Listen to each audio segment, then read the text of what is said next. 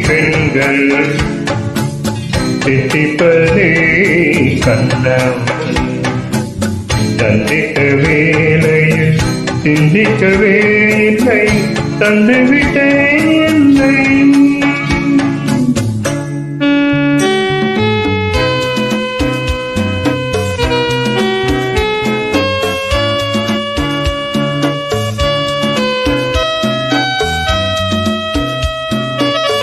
கன்னி பெண்ணை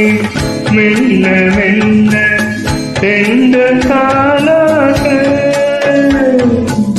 கன்னி பெண்ணை மெல்ல மெல்ல தெந்த